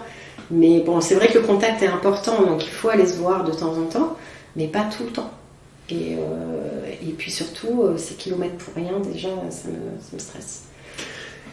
Justement, on en parle souvent. Moi, c'est quelque chose que je trouve très intéressant. C'est comment on a pu gérer en fait le confinement et les modifications que ça a engendré, notamment sur ce qu'on appelle le remote, en fait, donc travailler à partir de chez soi. Oui. Là où le gouvernement, j'ai l'impression, veut vraiment nous emmener. Bon, pour une fois, je trouve pas trop mal. Sur le télétravail. Ouais. Donc là, je vois dans l'espace, il y a des poste de travail le long pour, je pense, venir travailler, comme tu disais, les commerciaux viennent, passent, etc. Ça leur évite, ça leur fait un point de chute. Comment ça s'est passé pendant cette période compliquée? Alors c'est très très très anxiogène parce que moi j'ai toujours progressé. Depuis que ma société existe, on est à plus 10, plus 20% tous les ans, on a toujours des beaux chiffres, ça nous fait plaisir. Bon, c'est très rassurant parce que du coup, ça me permet de faire plein de choses, de mettre en place plein de choses. Notamment l'année dernière, j'ai décidé d'accompagner une association à Madagascar et j'ai décidé de faire un voyage de cohésion avec mes équipes. Donc j'ai mis en place 3 équipes et on a fait qu'un voyage du reste parce que le Covid est arrivé. Et en fait, j'avais envie de faire plein de choses. J'avais plein de projets, notamment ce projet qui me tenait vraiment à cœur. Et là, du jour au lendemain, vous avez votre chiffre d'affaires qui fait moins 80%. Du jour au lendemain, c'est-à-dire le lundi pour le mardi. Enfin, le mardi, ça s'arrêtait un mardi. Et là, on s'est dit, d'abord, on voulait pas céder à la panique. Donc, on a dit, on se calme, on réfléchit. On a eu beaucoup d'intérimaires à appeler pour les rassurer. On ne savait pas si on avait droit au chômage partiel pour les intérimaires. Donc on ne savait pas du tout quoi leur dire. Tous ceux qui étaient sous contrat, on ne savait pas si on allait les payer, pas les payer. Donc on a eu toutes ces galères à gérer. On a eu des collaboratrices qui étaient très stressées, qu'on a laissées à la maison tout de suite. Et on leur a dit, bon, tu restes chez toi. Et puis on s'est fait un noyau dur à l'agence du port. J'avais pas ce local encore, donc mon agence de ralliement, c'était le port. Et on était la garde rapprochée, donc on était 4. Et on s'est mis en mode cellule de crise à répondre au téléphone, et puis on a avancé au jour le jour. Mais c'était vraiment anxiogène. Et puis surtout, là, vous vous dites, mais mes intérimaires, qu'est-ce qu'ils vont devenir, quoi, en fait qu'est-ce qui va se passer? En fait, on a tous des échéances de prêt, on a tous des choses. Moi, j'ai eu vraiment peur pour eux parce que certains sont quand même en situation précaire déjà. Parce que là, on parle des CDI intérimaires, de ceux qui travaillent toute l'année, mais enfin, il y en a qui ne travaillent pas toute l'année non plus. Il y a aussi cette précarité. On fait travailler des gens qui sont issus de l'insertion, donc qui ont des situations personnelles très complexes. Et là, du jour au lendemain, ça s'arrête, quoi. Ils rentrent chez eux. Et on a eu des situations vraiment tristes, quoi. Et en plus, on est toutes un peu sensibles quand même et affectives. Donc là, on a eu des moments de doute, mais on s'est soudés, on a essayé de prendre du recul, on a essayé de pas paniquer, et puis, mais on a été sonnés quand même. Très honnêtement, moi j'ai été sonnée. C'est-à-dire qu'il y a des moments, j'ai passé plein de nuits blanches, alors que je dors parfaitement habituellement. Donc là, j'ai découvert ce que c'était que de ne pas dormir. C'était une de mes questions aussi, ces fameuses nuits blanches qu'on a tous connues. Oui, alors moi j'avais jamais connu ça, parce que je suis vraiment pas quelqu'un de stressé, mais vraiment pas. Et là, il y avait tout le côté anxiogène, les enfants qui n'allaient plus à l'école, les questions qu'on se pose, ce côté... toutes ces galères à gérer, et puis cette vie qui s'arrête, quoi, en fait. Et le confinement, moi, je l'ai super mal vécu, parce que je me disais, j'ai l'impression de rêver, en fait. Quoi. Cette privation de liberté, et puis ce compte à rebours avec le comptage des morts tous les jours. Enfin, je trouvais que c'était vraiment un truc... Alors, il y a des gens qui ont adoré. Il y a des gens qui ont adoré parce qu'ils ont fait plein de trucs qu'ils n'avaient pas fait le temps de faire ailleurs. Moi, le seul truc que j'ai fait au moment où j'étais confinée vraiment, parce que je rentrais de métropole, donc j'ai eu quand même une quatorzaine, c'est que j'ai dessiné. Donc j'avais jamais dessiné, mais là j'ai dessiné. J'ai fait des trucs avec mes enfants, mais franchement, je l'ai pas super bien vécu. Mais je pense qu'on a réussi à faire face à tout ce qu'on devait faire et à le faire bien et à le faire propre. Et moi, ce qui m'a frustrée, c'est de me dire qu'en fait, je ne pouvais plus mener à bien mes projets, qui étaient des projets hyper beaux de cette aventure à Madagascar. Et je me suis dit, en fait, j'avais envie de faire plein de trucs et tout ça, ça s'arrête comme un soufflet. Et puis, est-ce que je vais supprimer des postes? Je me suis posé la question. Je me dis, est-ce que ça dure? Parce que ça a duré longtemps quand même, l'histoire. Hein. Oui. Et nous, l'activité, elle a repris tout doucement. Donc même quand la vie est revenue, en fait, ça a repris vraiment au compte-gouttes, quoi. Et donc voilà, donc on s'est mis à faire de la grande distrib, à mettre des caissières en poste. On ne travaillait pas du tout avec la grande distribution. Je crois que c'est la seule chose qui a fonctionné en intérim, c'est la grande distribution. Ouais. C'est ce que j'ai entendu. La logistique, donc tout ce qui est logistique aussi, on a un petit peu travaillé. Et nous, on avait la collecte des ordures ménagères. Voilà, on avait parce qu'on travaille dans l'environnement avec les entreprises de collecte. Donc c'est ça, c'est tout ce qui a fonctionné. Tout le reste s'est arrêté net. Et donc voilà, donc c'est pas un super souvenir pour moi cette période. Mais après, je pense qu'on l'a vécu ensemble, vraiment. Mais j'ai eu aussi à gérer des personnes qui avaient vraiment des grosses crises d'angoisse, qui savaient pas. Enfin, les gens étaient très différents suivant. Enfin, les réactions étaient très différentes en fait. On découvre un peu plus les gens dans ces moments-là. Du coup, comment vous avez fait moi je dis vous, c'est l'équipe en fait, Alter Ego. Vous faisiez des réunions sur Google Meet, sur Zoom, sur vous appeliez. Alors, ce qu'on a fait, c'est qu'on a mis 80%, on a perdu 80%, on a mis 80% du staff en chômage partiel, notamment les mères de famille. Enfin, d'abord, qui voulait. Après, on a demandé qui voulait continuer à travailler. Il y en a 4 qui ont voulu continuer à travailler. On a travaillé avec ces 4. J'avoue, j'ai pas communiqué moi avec l'équipe parce que en fait, cette société, je me rends compte que quand je vais bien, elle va bien. Mais si j'ai un coup de mou, elle a un coup de mou aussi parce que comme c'est moi qui l'ai créée et puis que je l'ai faite un peu à mon image, elle est très dépendante quand même de l'énergie que j'y mets, malgré tout. Même si je veux qu'elle soit autonome, etc. Et là, comme j'avais quand même pas une grosse énergie, j'ai pas voulu communiquer ce manque d'énergie. Donc j'ai envoyé quelques messages, mais j'ai pas fait de Zoom, j'ai pas. Ma collaboratrice Gabrielle est associée, elle a plus communiqué avec l'équipe, mais moi j'en avais pas envie quoi. Je me suis dit je communiquerai quand ça ira. Et d'ailleurs il n'y a pas très longtemps on a vraiment repété des scores en termes de volume d'activité et là j'ai renvoyé un mail en disant les filles c'est bon, j'ai envoyé les courbes, j'ai dit regardez où on était, regardez où on est, c'est formidable. Moi j'arrive à communiquer, je suis une communicante positive. Mais quand ça va mal, j'avoue que... Et puis je sais pas mentir, quoi. Je sais pas faire semblant. Donc dans ces moments-là, je reste un petit peu en retrait. Gabi, elle a pris le relais. Et voilà. Voilà ce que j'ai fait. J'ai pas été exemplaire peut-être là-dessus. Mais il n'y a pas de... Non, après, au contraire, si on va pas très bien, ça sert à rien de s'exposer, etc. Parce qu'on va communiquer quelque chose de négatif peut-être à ses équipes. C'est ce que je voulais pas, en fait. Donc non, j'ai pas de... Personne me dit... Oui, chacun fait comme on peut. Ouais, voilà, c'est ça en fait. Tout à fait. Et puis j'irai aussi des salariés qui vont pas très bien humainement aussi. Là, on rentre vraiment dans l'humain parce que bon, même au boulot, ça va. Bon bah super, c'est les enfants. Peut-être même que les enfants peuvent venir. Je sais pas si ça arrive ou pas, mais bon, voilà. Ça arrive. Et je faisais pareil quand mon fils était petit. Je l'avais dans clientèle il y a longtemps maintenant. Ça a changé quelque chose dans votre organisation chez Alter Ego, je dis toujours votre organisation chez Alter Ego, ça a changé quelque chose ou tout est revenu comme avant? Non, c'est pas revenu comme avant, mais ça a changé. Je pense que ça a un peu changé les choses, ouais. Parce que en fait, depuis, par exemple, un exemple, c'est que avant, on était ouvert au public tout le temps. C'est-à-dire du matin, on avait des horaires d'ouverture d'agence le matin, l'après-midi. Et avec le Covid, comme on avait les gestes barrières, etc.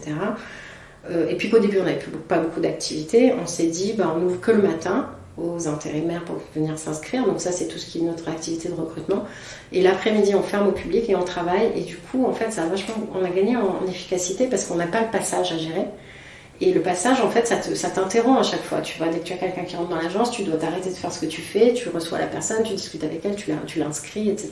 Tout ce passage spontané, on s'est dit finalement on va ouvrir le matin, mais les après-midi, on bosse on bosse tout seul, on ferme les... Et ça, on l'a gardé. Tu vois, même maintenant où on a retrouvé nos niveaux d'activité, on a gardé cette façon-là où on s'est dit finalement, on n'a pas besoin d'avoir autant de passages, parce que finalement, les gens qui passent chercher du boulot, on n'a pas de boulot pour tout le monde. Donc tu crées aussi des désillusions. Et nous, l'objectif, c'est pas de dire à la personne, je passe une demi-heure à te remplir ton dossier pour jamais t'appeler. Donc si je ne peux pas t'aider dans ta recherche d'emploi, je vais être honnête avec toi, je vais te le dire. Donc ça crée quand même de la frustration. Et on n'a plus aujourd'hui ça. Donc on a gagné à ce niveau-là, je trouve que c'est plus qualitatif que ce qu'on faisait avant. Après, en termes d'énergie, en fait ce qui se passe aussi c'est que nous on est sur du multisite et les équipes adorent se retrouver. Donc maintenant, dès qu'on peut se retrouver, faire un after work, ou faire une pseudo-formation, une réunion, on se retrouve et ça crée vraiment... Elles sont hyper contentes de se retrouver. Oui, c'est ce qu'on avait dit au début quand on n'enregistrait pas encore, mais du coup, vous vous retrouvez en dehors du travail, toute l'équipe, vous faites... La fête. D'accord, ok, très bien. On fait la fête, elles sont toutes assez fêtardes. Elles aiment bien danser, on sort, on s'amuse. Ou on va se faire un repas, on va se faire un resto, ou on va se faire... on s'est fait une petite sortie en bateau, on fait des trucs ensemble, on aime bien. Et en fait, je pense que quand tu es sur du multisite, pour créer une harmonie globale, c'est compliqué en fait. Quand j'étais dans mes employeurs précédents, sans les nommer, il y avait des entreprises dans l'entreprise. Tu vois, c'est-à-dire que toutes les agences étaient en compétition entre elles, c'était celle qui allait le plus vite, plus fort. Et donc ça se piquait des clients, ça se piquait des intérimaires. Et moi, je voulais pas ça. Je voulais qu'il n'y ait qu'une seule entreprise, même si on est sur du multisite. Donc ça ne passe que par ces moments de cohésion. Donc dès qu'on peut, on fait un séminaire de cohésion. On a déjà passé 3 jours ensemble à faire des jeux, à travailler sur nos valeurs, à faire un haka, à créer une chanson. Et on adore ça. À chaque fois, on rigole. Enfin, il y a beaucoup de gaieté dans cette société parce que chaque personne qui la compose, elles ont cette joie de vivre et voilà. Et on est content de se retrouver. Et c'est ce que je te disais aussi, l'amitié permet ça. Comme elles sont contentes de se voir, de se retrouver. Bon, on a fait quand même un voyage à Maurice ensemble, toute la société, il y a quelques années. Là, Madagascar, on ne peut pas y aller tous ensemble parce qu'on est parti pratiquement 10 jours dans une association et je ne peux pas dépouiller mes agences pendant 10 jours. Donc on a fait 3 groupes. Nous, on a fait le premier groupe. D'où ma question aussi, pourquoi il y avait les 3 groupes qui me restaient dans la tête. Pourquoi les 3 groupes parce qu'il faut que les autres continuent à faire tourner les boutiques en fait. Comme on ferme jamais, parce que tu peux pas fermer, on ferme que le week-end, mais on peut pas fermer parce que les clients ils ont des besoins tous les jours, tout le temps, donc on ne peut pas faire l'inventaire et dire on est fermé pour inventaire, on peut pas. Donc nous on est ouvert toute l'année, Noël, jour de l'an, toute l'année.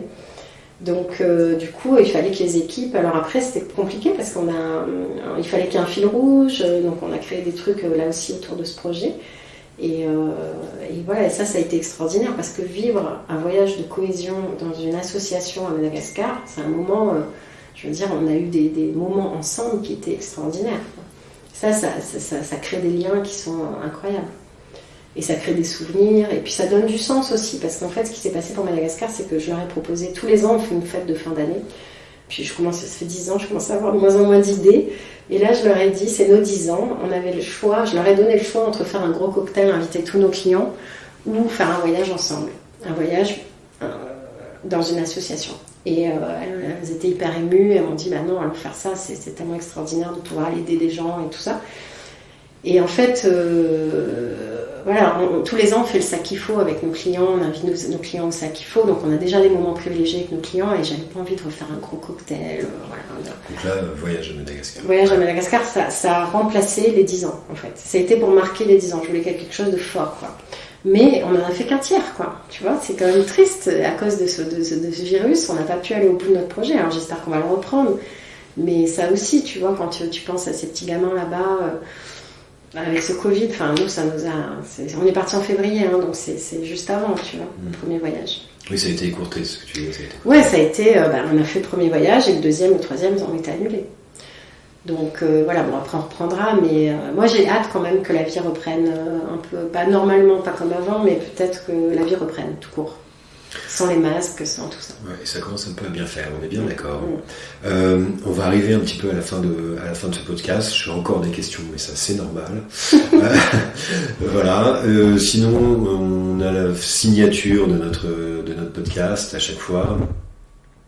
Alors, je voulais savoir exactement si tu avais ce que nous on appelle en fait les petites médiocrités acceptables. Alors je te disais tout à l'heure, la procrastination a déjà été prise plusieurs fois, mais tu peux la reprendre aussi si tu veux. Voilà.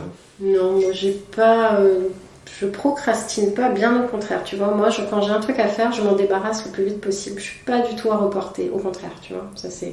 Et puis nous dans le métier que je fais, on est dans l'instantanéité, donc voilà, je procrastine pas du tout.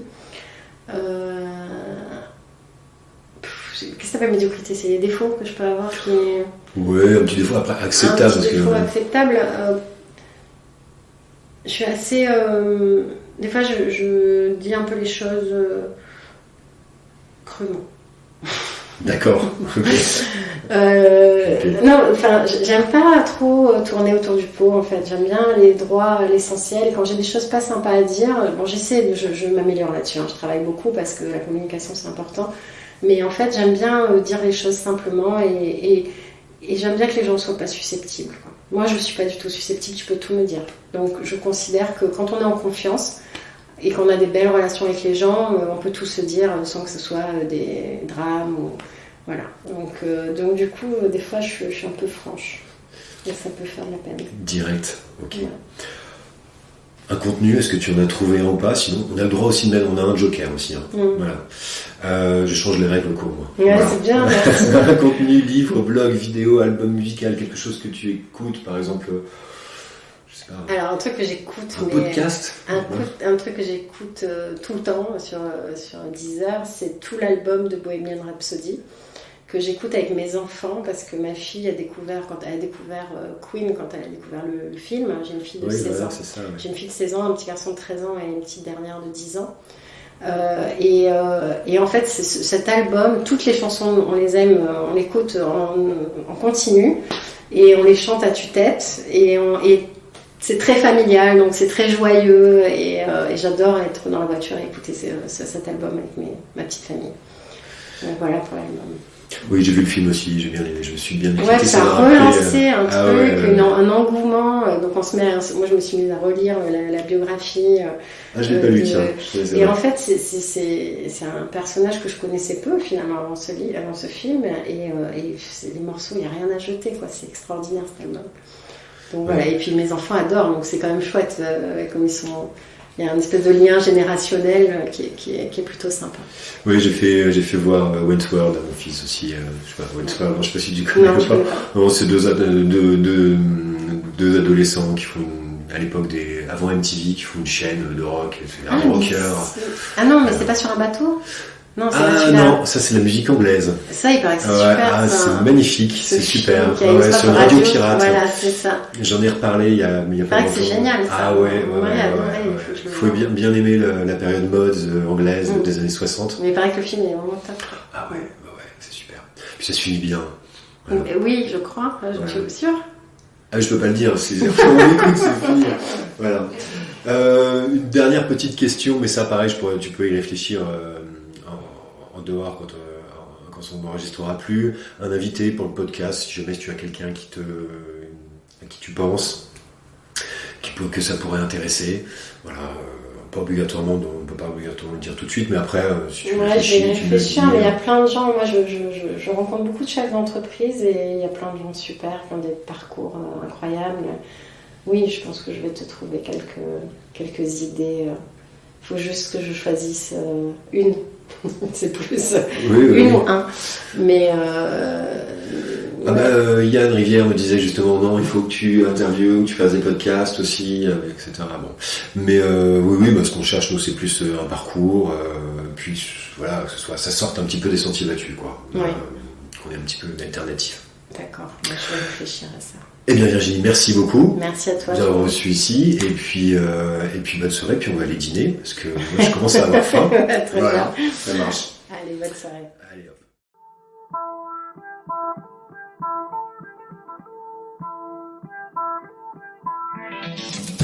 C'est la fin de ce podcast réalisé à l'île de la Réunion. Merci de l'avoir écouté. Pensez à vous abonner. Pour me contacter, smallisbeautiful.reunion@gmail.com. À bientôt.